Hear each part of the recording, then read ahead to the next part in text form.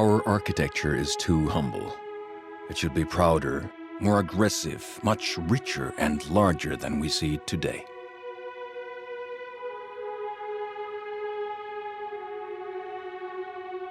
I would like to do my part in expanding that richness.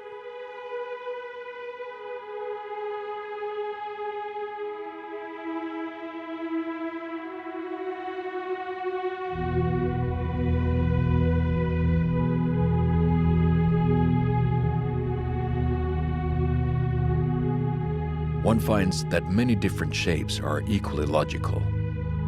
Some exciting, some earthbound, some soaring. The choices really become a sculptor's choices.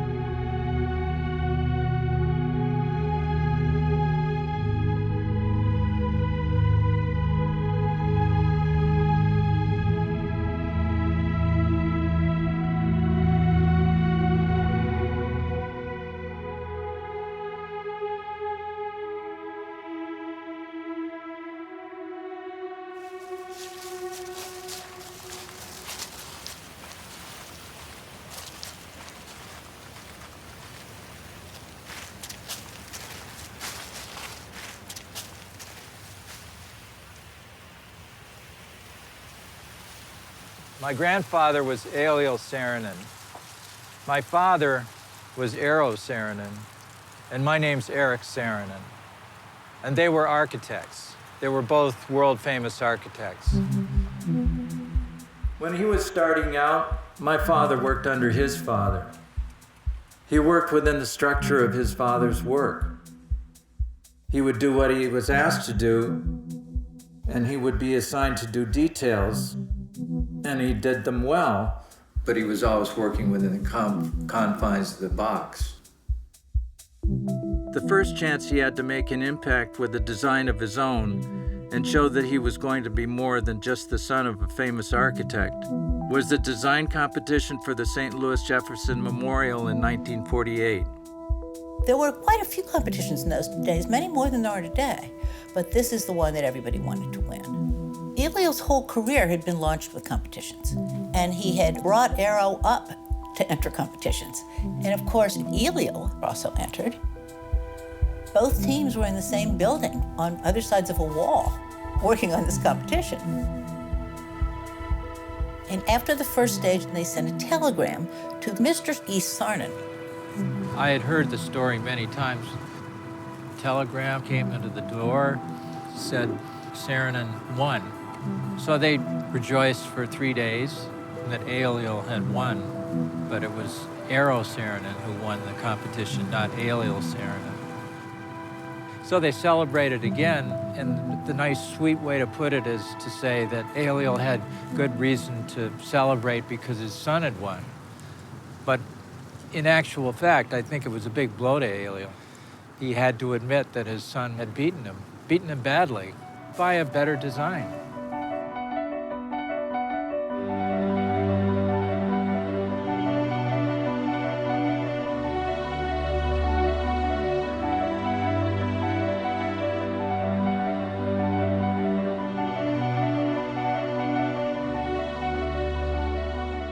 The major concern here was to create a monument which would have lasting significance, a landmark of our time. An absolutely simple shape, such as the Egyptian pyramids, seemed to be the basis of the great memorials. The St. Louis Arch could be a triumphal arch for our ages, as the triumphal arches of classical antiquity were for theirs.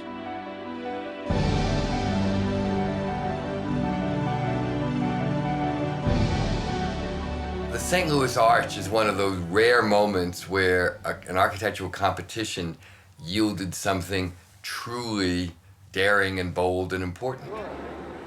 Saarinen's work seemed very refreshing to a lot of people. Very exciting, very engaging, at a time when modern architecture was a pretty rigid thing. I think Saarinen's arch expresses American optimism and American openness. To me, it says, here's an architect who sees this country as the symbol of all that's new, of every opportunity, of everything the 20th century hopes to represent and accomplish. And he sums it up in this breathtakingly beautiful leap into the sky.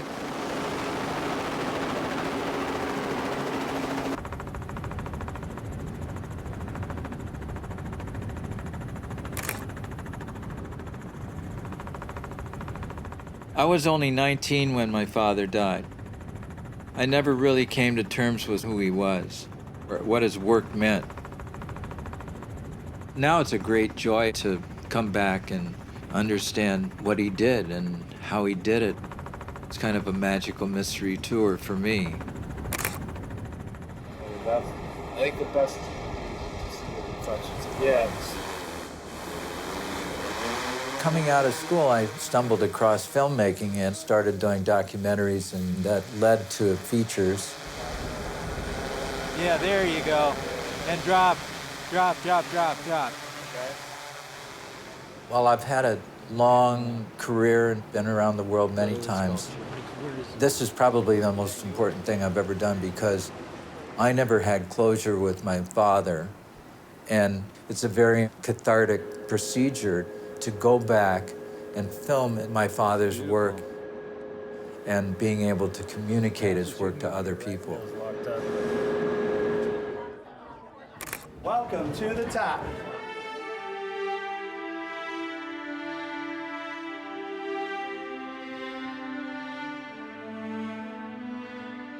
The arch was a culmination of a lot of work my father did with his father, but it was also the beginning of his own work. It gave him strength to follow his own convictions.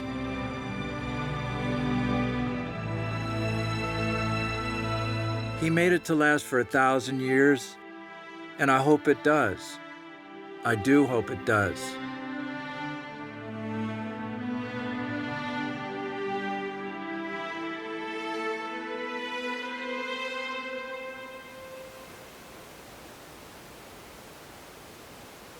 My grandfather, Elio, designed and built this house in the middle of the forest, in the middle of nowhere. We're surrounded by woods, surrounded by nature all the way around. My father was born here and raised here. EERO was brought up in this environment of artists and musicians and creative people. Other artists would come along, including people like Maxim Gorky, who was wanted being hunted down by the Russian police. He was hiding here for a while, and they sent him out in a boat for the day, and the police came, they couldn't find him. And then Gustav Mahler, a great musician, and Sibelius, who would play the piano. They were all friends of Elio's, and they all had tremendous influence on EERO. The room with the fireplace, during the winter, it's cold, and we're in Finland, so everybody was drawn to the fireplace, and there was a lot of discussion there.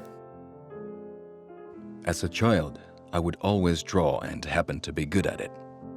I got more attention from drawing than anything else. One of the draftsmen here was Otto. EERO was like 4 years old, and he'd come up to Otto and he'd say, "Could you draw me a horse?" And so Otto would draw him a horse. And every day this happened. Now, many years later, when my father was interviewing an architect, he would ask him to draw a horse. And his reason was that you can tell within 2 or 3 strokes if the guy knows anything about drawing at all. My father had his architectural studio right in the house. I practically grew up under his drafting table. He'd be on the floor drawing, and Elio would be at the table drawing. And Elio would look down once in a while, and Yeah, I'm sure EERO came up on his lap and watched him draw for a while and all that. So it was a perfect match. Except for a rather brief excursion into sculpture, it never occurred to me to do anything but follow in my father's footsteps and become an architect.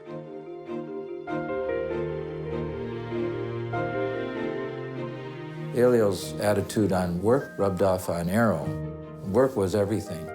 Work was the most important thing. When EERO was on the boat going to the U.S., he was not just a child. He had a tremendous intellectual background, but also he had that great training.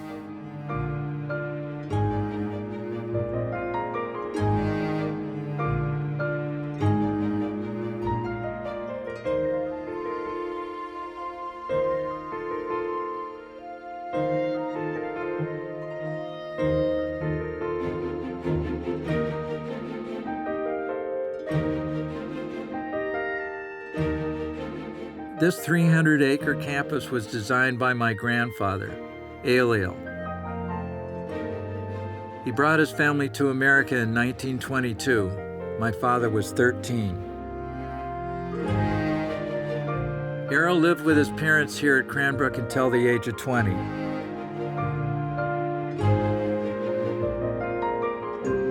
The first time I came here, I was about 2, and my sister was here, and I looked at her and she looked like an angel because she was bathed in this golden light because of the way Elio designed this light.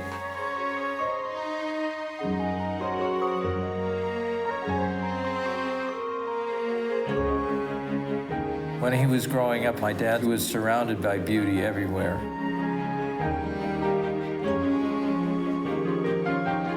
In Cranbrook, he started out designing details when he was a kid. Little Finnish gargoyles. They're playful and comic. There's a gate on that side with a deer, and there's a gate on this side with a dragon, looks like. We're thinking maybe he was 17 years old when he did these.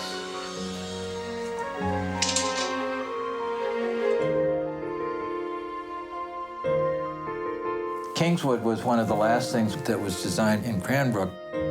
EERO's assignment was to do the chairs. And he designed pink chairs because it was a girls' school. My father designed this, bow and arrow that's pointing straight up. It was the symbol for the students to aim high. That's something that Elio always talked about. And in Cranbrook, my father learned those kinds of principles.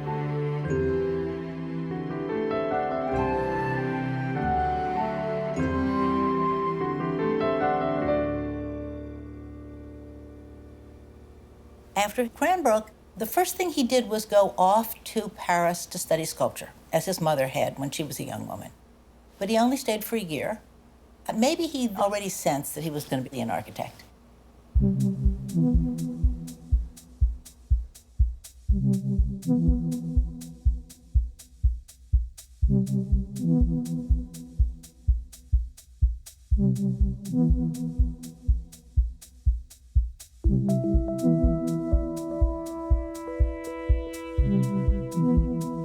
Cranbrook was an amazing place. You lived there, you had a studio, it was a 24-hour-a-day open classroom.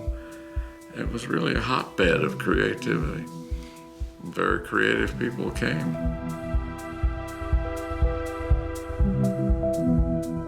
Frank Lloyd Wright came here. He bounced me on his knee. My mother came to study sculpture at Cranbrook, and that's where she met my father. She had just competed on the first U.S. Women's Olympic ski team, and she was a lot of fun. They fell in love and they were married in 1939. They were very influenced by each other. She was quite talented as an artist. Her forms from nature influenced my father's work.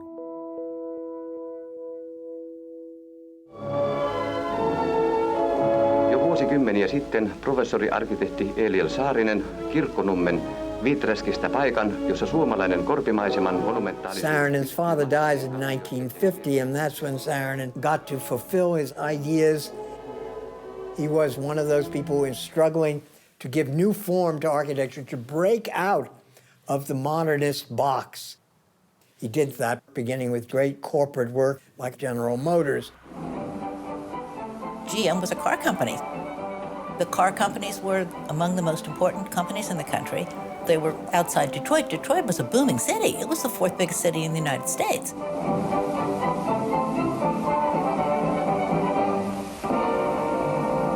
The parade of new cars starts across the stage among the dancing motorettes. It's funny how ancient my own car seems as I look at it. In Detroit in 1950, it's really the center of the design world. You are styling a car, and it's more than just that the car can move. It's how do people respond to it? How does it grab your eye when it's going past? So every year there was a whole brand new set of designs out, and everybody talked about them. Oh, this is beautiful. A four-door hardtop. Oh, that's a car to fall in love with. Now, the impact that had on architecture was that you had to be able to do something that would interest people. There had to be new ideas, new expressions.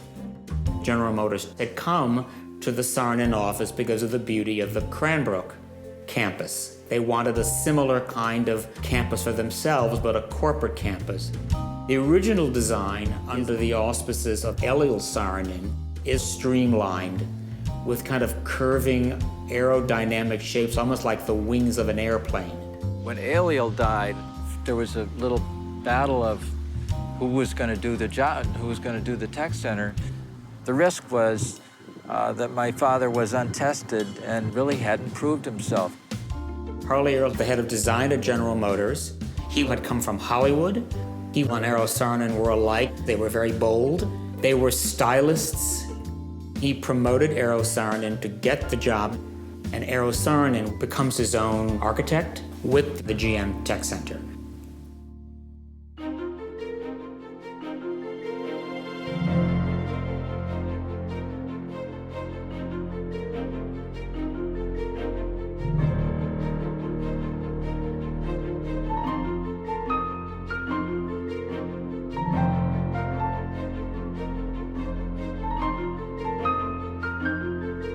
We really had here an opportunity to create a total environment with of all the buildings, all the landscaping.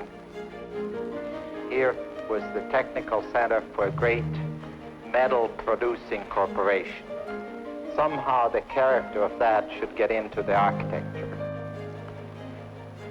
We have to remember that architecture is not just here to give space and shelter, but architecture also has the purpose of marking and enhancing man's time on earth.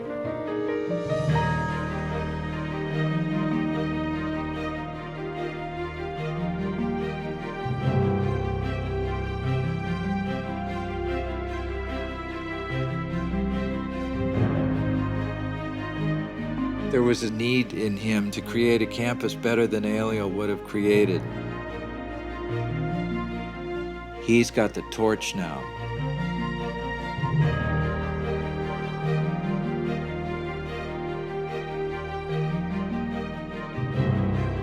A friend who knew Bo Saarinen said, EERO brought EERO up to believe one got one's rewards in maturity. EERO waited a long time, and just now is beginning to get his. Aline Luckheim was an art critic at the New York Times, and she had written an article about EERO Saarinen, and she suggested to her editor that they do a story on EERO Saarinen. She took the train to Detroit to meet and interview EERO Saarinen, and of course it was turned out to be a very significant meeting. I remember the first time we were alone together. then sneaking into Cranbrook and the dark room and the black coat at the threshold and making love for the first time. Hurriedly, but so that we both knew this was only the first time. Then the drive to the airport. And I looked at you very intently and thought how much I did want to see you again. It is difficult for me to express how terribly pleased I am that you seem to like me more than you anticipated, because I really seem to like you. I know it seems astonishing that we should this quickly have reached this degree of love. I remember how sweetly you said to me, "It's so quick that it wouldn't make any sense to anyone else, but it makes sense to me." It makes sense to me too, darling. First, I recognize that you are very clever, that you are perceptive, that you are generous, that you are beautiful, that you have a marvelous sense of humor, that you have a very, very beautiful body, that you are unbelievably generous to me, that the more one digs the foundations, the more and more one finds the solidest of granite for you and I to build a life together upon. She was married and by then divorced. She had 2 teenage sons. For whatever reason, they seemed to have a very instant chemistry. They were also very interested in each other intellectually. And Aileen could discuss whatever he was working on at the office. This is the old Saarinen office, the birthplace of the major architecture my father did. I remember he would turn all these problems over and over and over again, and he'd try 100 different ways of solving each problem before he arrived at a solution. What I love about the way Saarinen worked was he made big models, huge models that he could put his head into and really look around at architectural space and surfaces. That's an invention in and of itself. I mean, his model shop was, to me, I mean, you know, I ended up becoming an architect because I saw that office. There was this rigorous sense of how you actually build this stuff. EERO started wanting to put the model together piece by piece in flexible ways so we could change shapes and detail as the model was being made. Lots of computers today, and I think there's nothing that compares to this, simply because it's the closest you have to space making.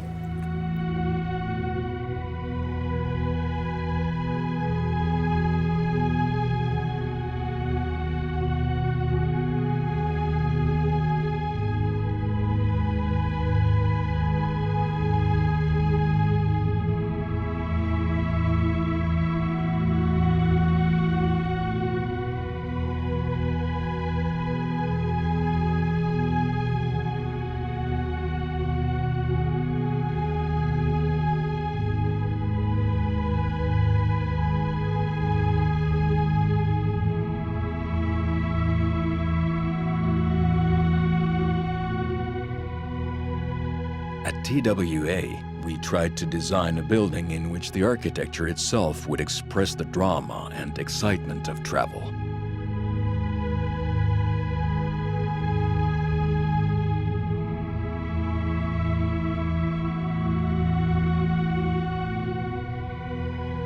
In a way, this is man's desire to conquer gravity.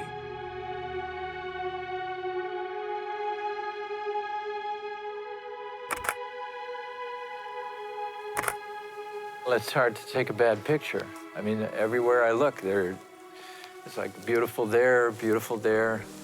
Everything is so organic.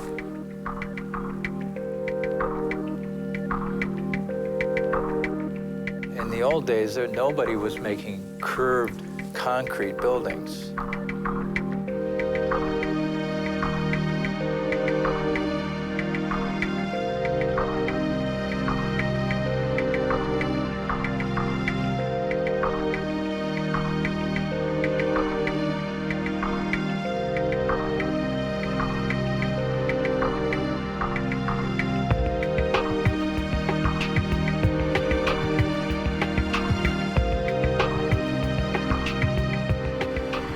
so sophisticated they couldn't draw it.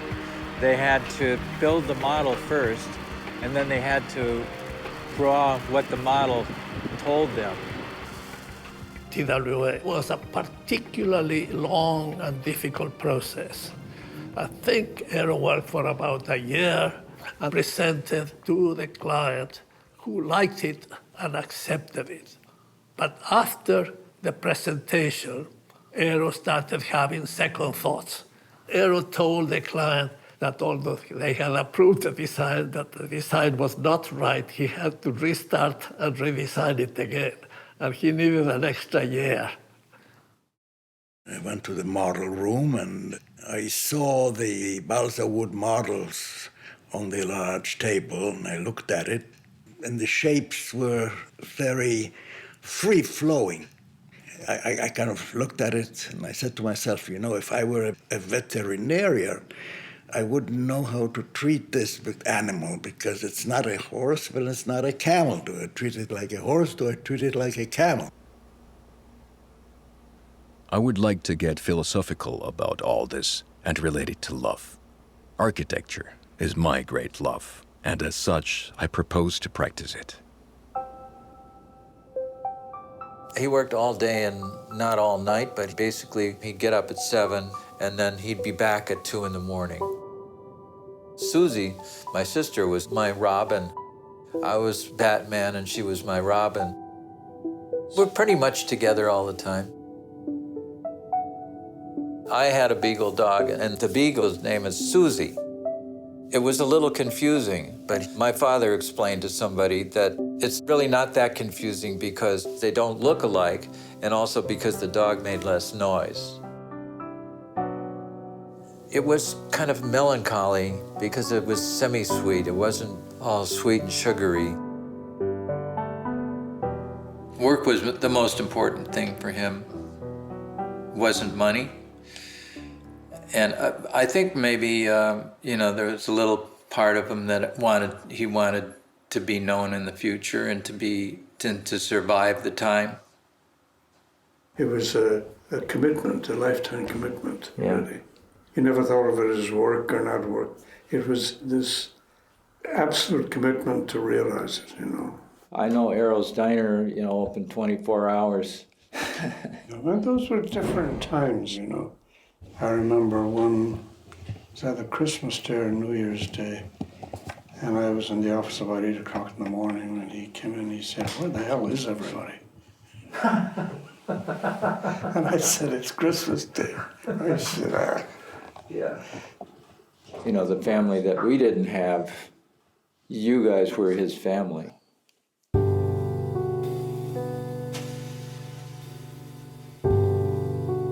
I remember I was with my mother one night, and she was in tears, and I was in tears, and we were both hugging each other. And I said, where's Daddy, where's Daddy? And she finally called him, and she was in tears. So he came home and consoled us for 10 minutes and then left for work again.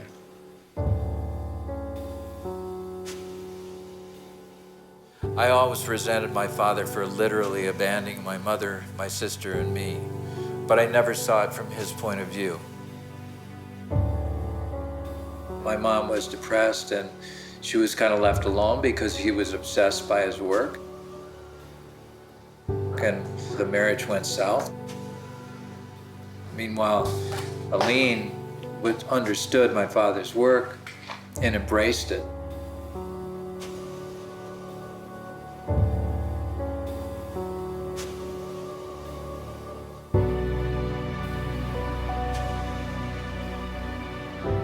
If you and Lily were to separate tomorrow, and by some miracle everything were to go smoothly, I would still not take it as an indication that you would marry me. I'd be very seriously heartbroken. But I don't want you to feel obligated or trapped. You don't realize that I'm like a turnip or a potato. One of those plants that have stored up below ground a tremendous amount of lust for a full-blooming life. In my first marriage, all those things lay dormant. hoping that someday a situation would come where this, my new real life, would begin.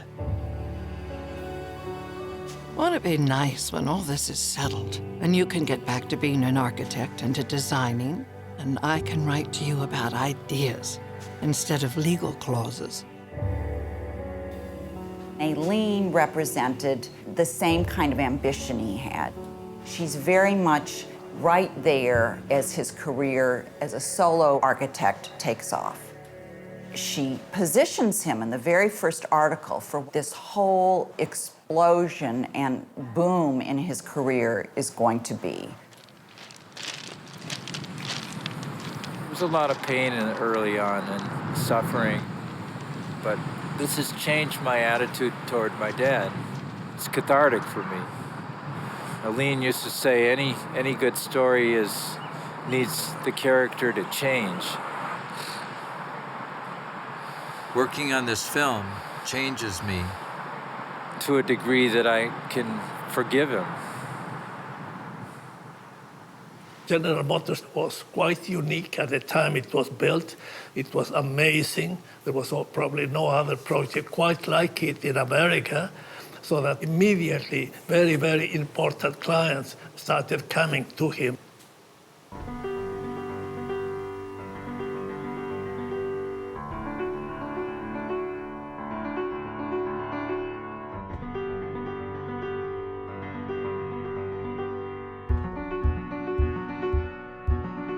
In the 1950s, there was a positive view of corporate America, and Saarinen, I think, taps into that. He was always trying new materials, new technologies, as a way to build up the alphabet of a richer modern architecture.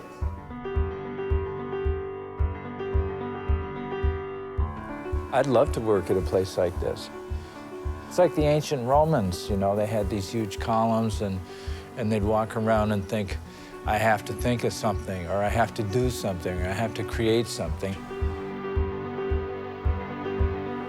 This is my favorite place, right here, because this is where all the boy toys are. And it's kind of neat that it's a showroom when you enter the building, and you see these huge machines that are maybe taller than you are.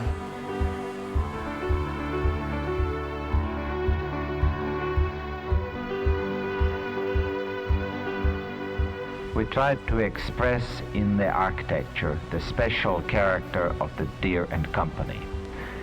We tried to get into the building the character of the Deere products. We tried to use steel to express strength. The amount of steel that went into this building was almost double that of a normal office building. And when I talked to Saarinen about it, his response was, well, in this building I use steel the way I would have used marble in another building. Look at this. Look at that. Jeez.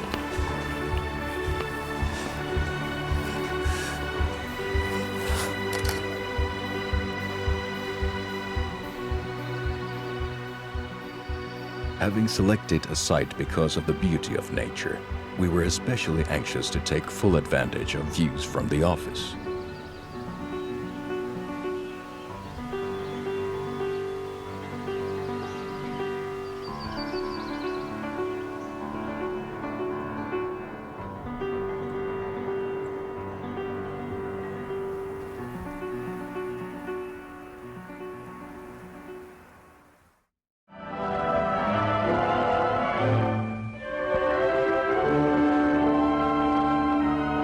In the 1950s, there was enormous optimism. There was a sense that anything was possible. Particularly in this country, there was this optimism. We were rich, we were leading the world, we were good at technology.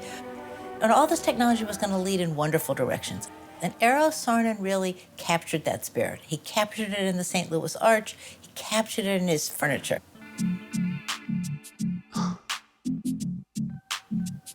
He had a sense of the excitement of the future, and the work embodies that excitement. We thought we were going to go to Mars. If you were going to go to Mars, the tulip chair would be perfect.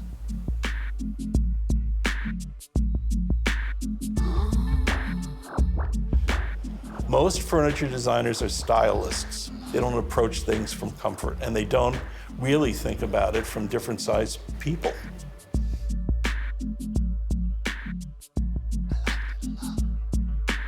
The furniture is the architecture in miniature.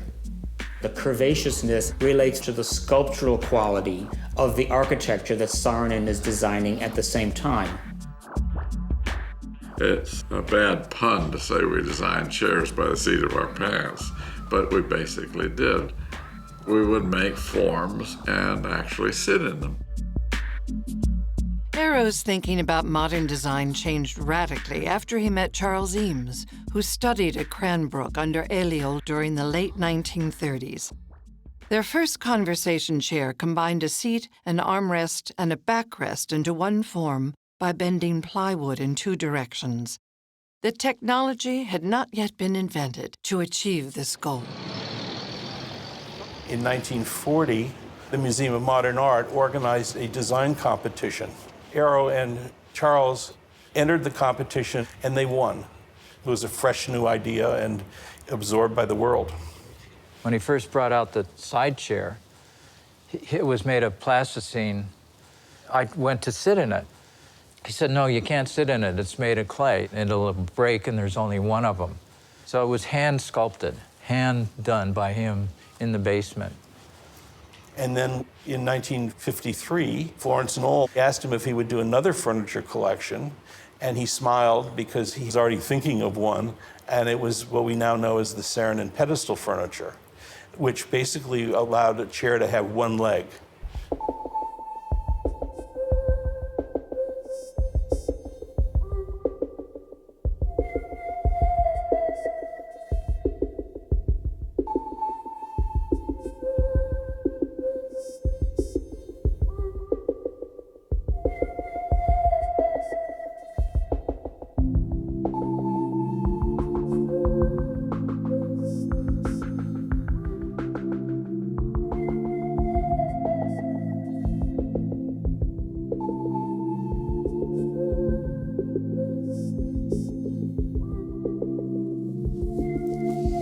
I think the lighting is amazing. That there's a shaft of light, soft light coming down almost in the middle of the house, and then the shaft of light right next to the bookcase, which soft top lights the books, is brilliant.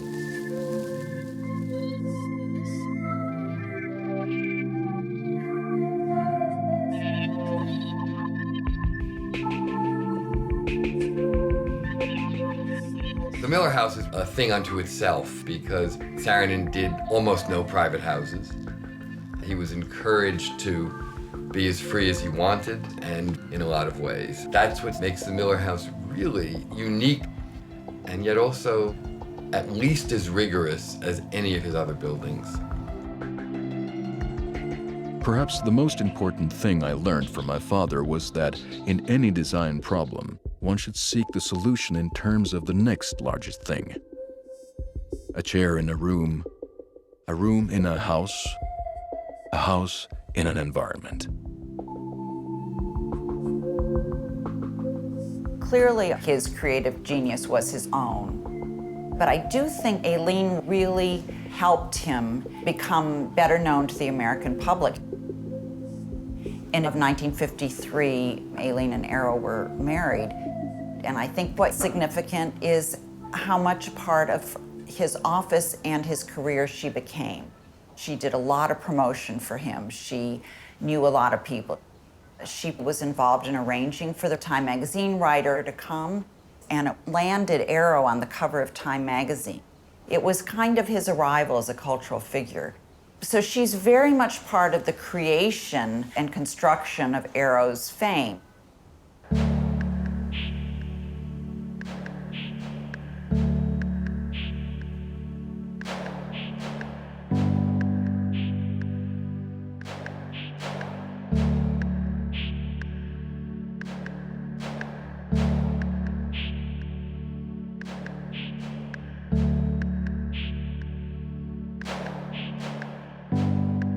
function is only one of the elements of architecture.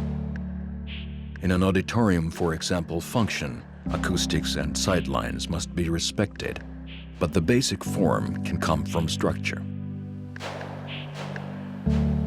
He was inspired by things that were at hand. You know, he always had breakfast and he always had half a grapefruit, so he came up with the idea of the Kresge Auditorium from the grapefruit. Now here's a bowl. It'd be half a grapefruit. And then you take the slice, that's the quarter. And then you take a slice, that's an eighth.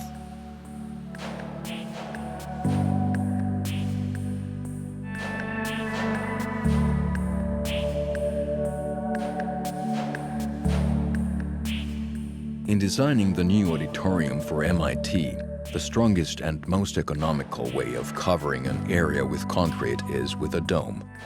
We made dozens of models. One of them seemed at first strange, a three-pointed dome. And he managed to make it lightweight enough so that it's literally perched on these corners, just like the arch, or just like everything else he does. It's a magic trick. That was very typical of her, that you take something which was by tradition done such and such a way, and then you interfered with the tradition by sometimes just turning the whole thing upside down.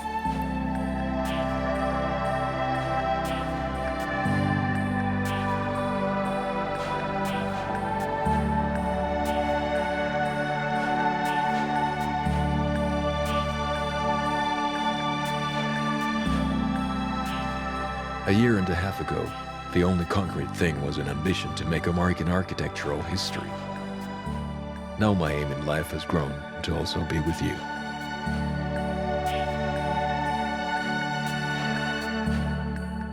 About a year or so after they were married, Aileen and EERO had a son, Eames, named for EERO's great friend, Charles Eames. He did some remodeling. They had desks that faced each other. And whereas in much of his marriage to Lily, when the marriage became unhappy, he spent long, long hours at the office. Now he was more inclined to come home, have dinner with Aileen, and then they would retire to the workplace. She also traveled with him widely to sites where he was designing something. She was very, very much part of his life, partly because he was so ambitious and consumed by it, but I think she also loved it. Aileen came at the right time, but my mom came at the right time too, for him. My mom kind of got him out of the box, I think, originally. She worked with form. Form is a very big word in our family, it always was. And she'd mold it however she wanted, and then she'd fire it, and it would stay, and it would last. And my father kind of did that at a much larger scale.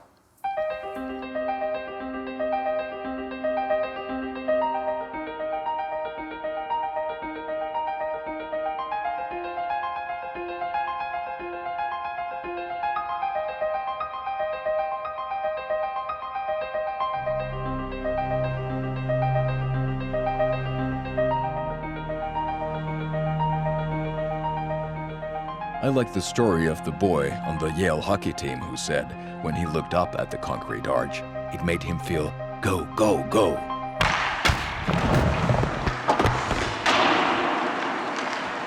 Never saw this before.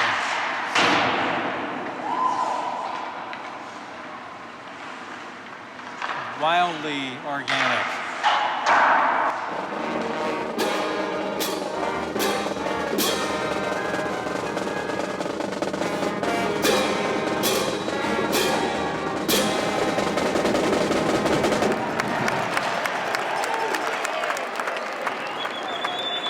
I've always liked hockey, but it's kind of cool that my dad designed a hockey rink.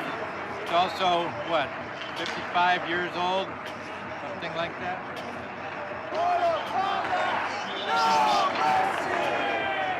Doesn't look old. Saarinen sent people out from his office all over the country to look and see what a great hockey rink would be like, and they came back and said, they're all horrible. They're all just barns with ice in the middle. So he set out to make something that would express the excitement of the hockey game. We have the problem of a roof and a new way of using old materials. We're spanning the space by one single concrete arch, then hanging cables from that arch, and on that we build the roof.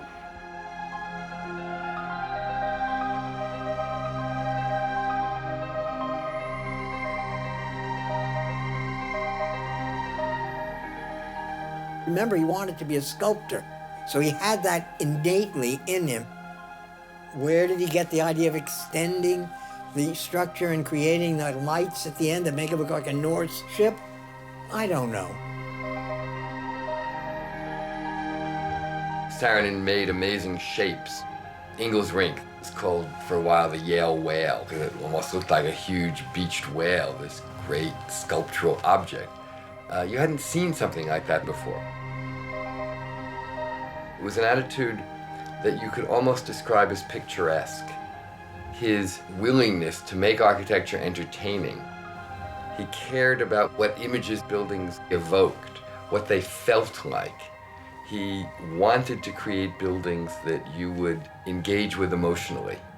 And that's something very different from what was really going on with modernism in the 50s.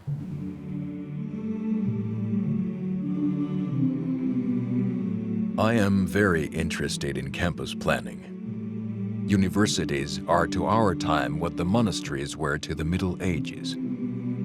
On existing campuses, there is the challenge of building proud buildings of our time that are in harmony with the existing buildings of other times. The Gothic and Georgian-style colleges were built at Yale when Saarinen was a student. He knew them intimately, and he knew what a Yale residential college needed to be, a quadrangle with varieties of rooftop and skyline silhouette elements. Saarinen's colleges at Yale to respect the Yale residential college tradition.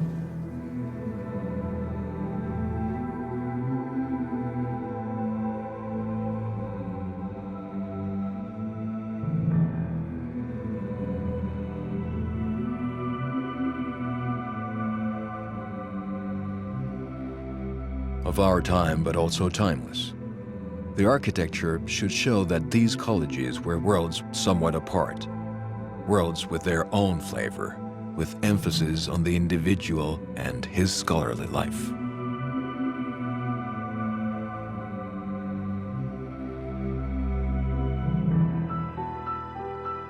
EERO's use of sculpture at Yale is interesting because it's not representational, but it is organic, and every once in a while you see something implanted coming out of the wall.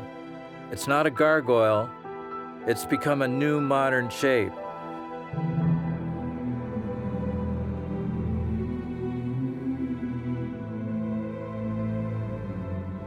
Morrison Styles was a complicated project. The quirkiness was appealing up to a point, but a lot of people had issues with those buildings. Something in him made him resistant to that underlying ideology that seemed to be the driving force in so many modern architects. This sense that there was one right path. Saarinen saw lots of paths. He had to be modern and innovative. He also had to fit in with the Gothic imagery of Yale. It was an impossible task, really. But it did get a lot of criticism. And of course, when you change and you do something new, people resist that. They have a little problem with that for a while. The critics were not very kind to Saarinen.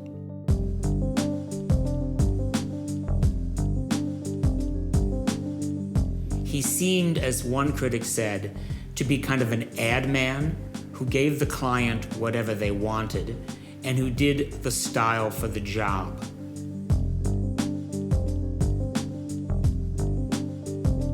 Critics had some problems with Saarinen all along. because he was seen as not intellectually rigorous enough.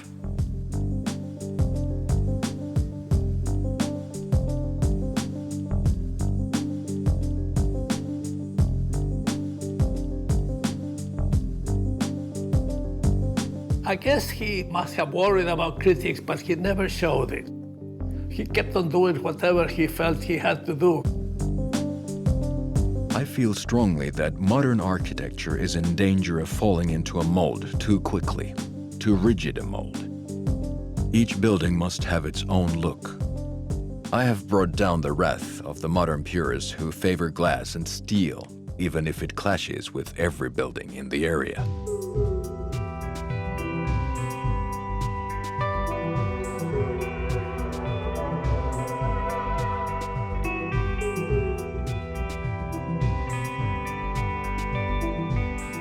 Sometimes the problem and the times are ripe for an entirely new functional approach to a problem. No one asked us to grapple with the problem of the jet-age terminal beyond the question of pure architecture. But I believe the architect has to assume that kind of responsibility. The essential element of EERO's approach to architecture was the desire to understand what is the problem you are trying to solve. Now, many architects will brush that off and have a creative moment and make a scribble and say, do that. He wasn't that way at all.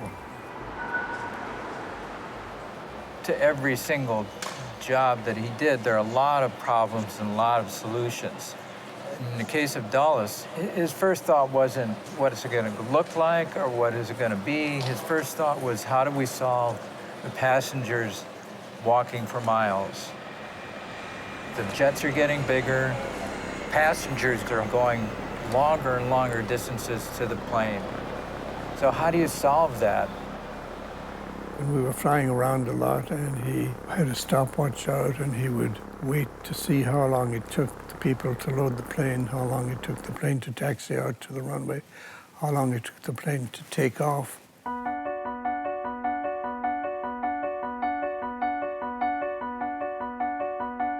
We became convinced that some new method of passenger handling had to be found. The soundest system seemed to be one which brought the passenger to the plane rather than the plane to the passenger. We arrived at the concept of the mobile lounge.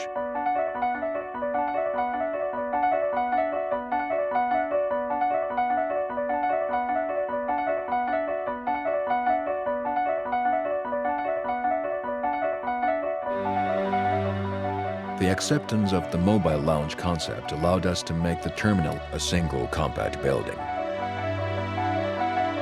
We started with abstract ideal shapes.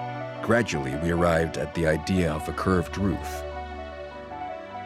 It occurred to us that this could be a suspended roof. The Ingalls rink gave us courage to go to the hanging roof here. When he did the Yale hockey rink, he had a spine, and then he draped the cables and put wood on top of that. Here, he's draping cables and he's putting concrete roof on the cables. You know, you scratch your head a little bit. So it sticks with you. It's like, oh yeah, cool idea. But how does the roof stay up?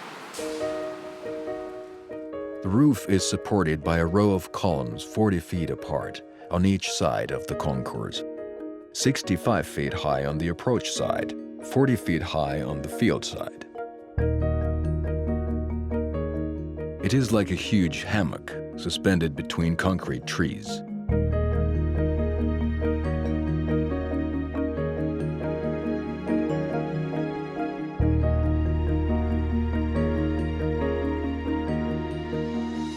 He talked about the fact that architecture was really a fight against gravity, and he said that if we don't watch out, if we don't work very hard at it, everything we do becomes too heavy and too downward pressing.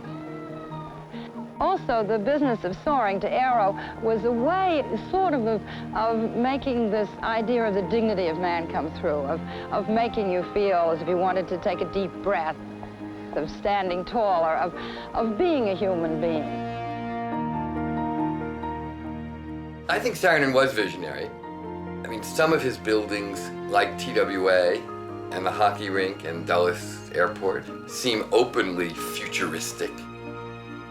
And he believed in experimentation. He believed in reinventing things each time around.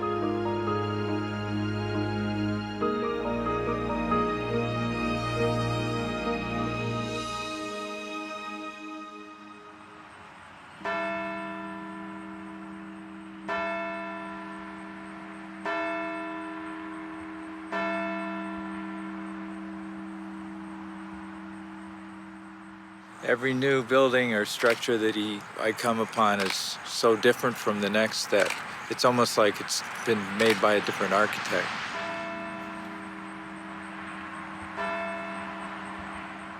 Because he was trying to get at what really this structure is for. And in this case, it's religious, somehow spiritual.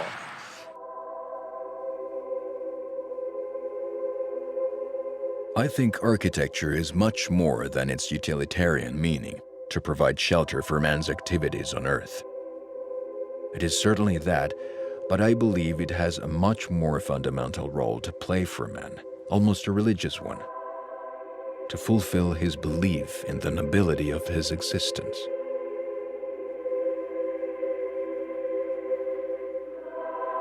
He said he had three commitments. One was to his profession, to do the very best work that he could do. One was his own personal integrity. And then he said, when I reach the pearly gates, I want to be able to tell St. Peter that some of my best work was that little church in Columbus, Indiana.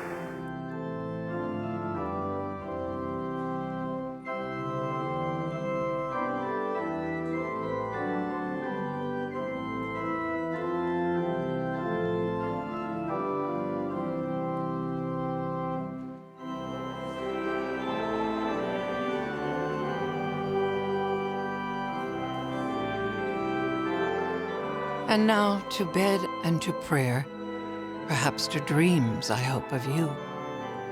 God bless you, darling. Thank you, God, for letting me meet EERO. Help us to reach the rich, true, and lasting marriage in which we both believe.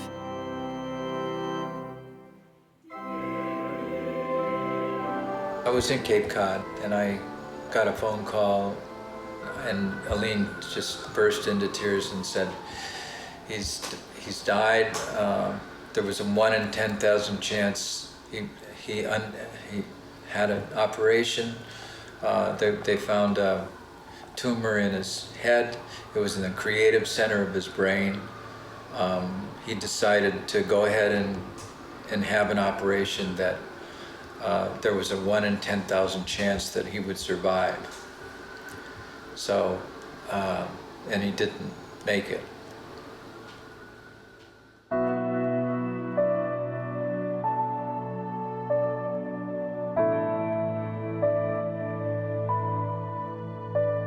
Closure was something I didn't have with my dad.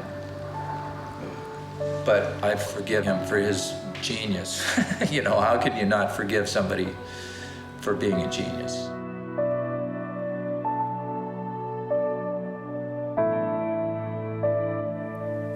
It just happened virtually overnight. The day before, he was working away. The next day, he died. It was a tremendous loss.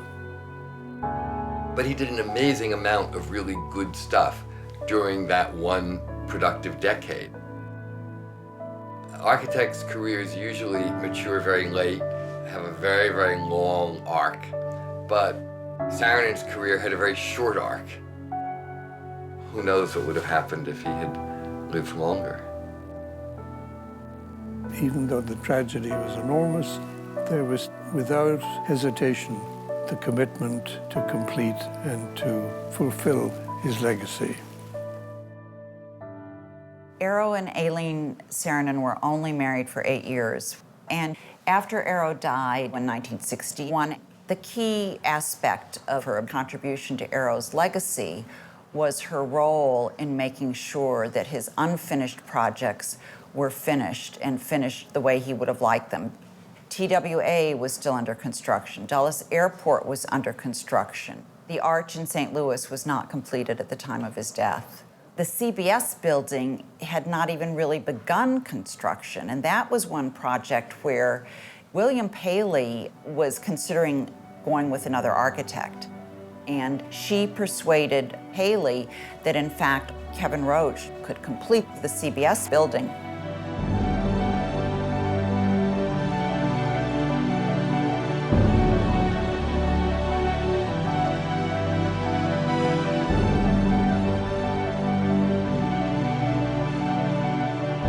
If your buildings remain alive, your memory remains alive.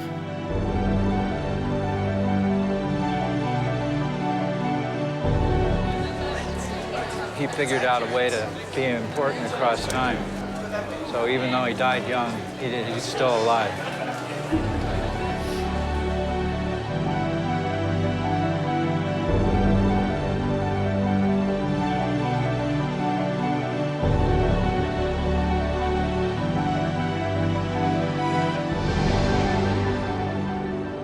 In the case of Dulles Airport, it's not really that he didn't get to see it because he already saw it in a model stage when he was like a giant looking down. EERO Saarinen loved air travel. His wife often flew with him. She also traveled with him on the road that led from an idea in a man's mind to a building of concrete and steel and stone. And we're glad she's here to tell us about that. EERO was very anxious to create here something that would make you feel when you came in, not as somebody said that you should have the Dramamine before you got out of the cab, but that you would feel some of the wonder and the excitement of really this miraculous thing of getting from one place to another through the air.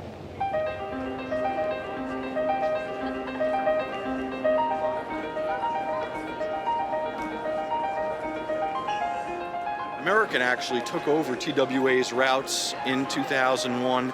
So the terminal sat dormant for a number of years. One of the best parts is at the end of these open house events, everybody vying to be the last person to take the photograph with the place empty.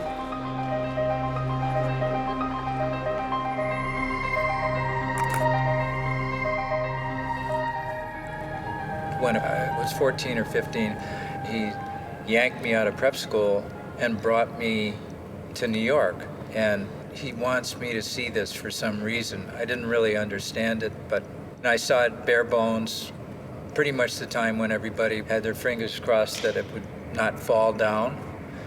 He had told the engineer that it was finally done and they were standing in the middle, and he said, you know, if this thing falls down on my head right now, I will have lived a happy life.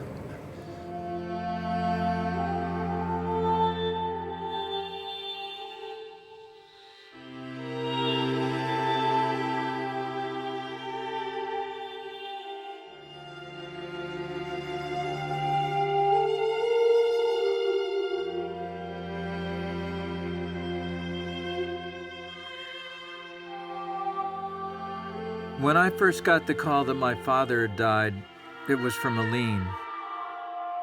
Days later, I got instructions to be at the chapel at a certain time for a memorial service.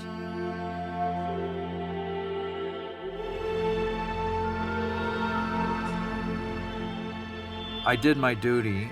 I came. I listened to the words, but they didn't mean anything. I wasn't concentrating on the details, the way the light splashed around the sides. None of that meant anything. You know, if you look at this place, it's kind of impersonal. It makes you feel small, and I felt very small. As the ceremony was tapering off, I heard the clicking of high-heeled shoes. Someone was leaving, going out the door behind me, and I knew it was Aline. I realized that she had been in there, had been really quiet, never said hello, never said goodbye. But now I can say that I'm finally rewarded by seeing my father's work. Understanding it, embracing it, and being able to pass it on.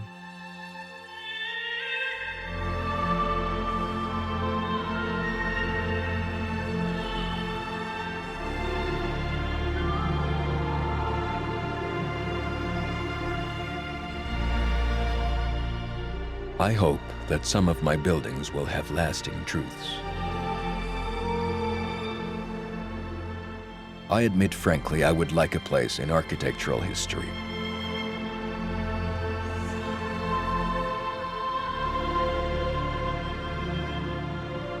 Great architecture is both universal and individual.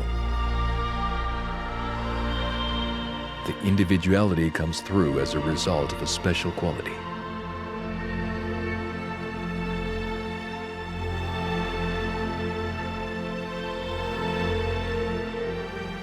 Experimentation can present great dangers, but there would be greater danger if we didn't try to explore at all.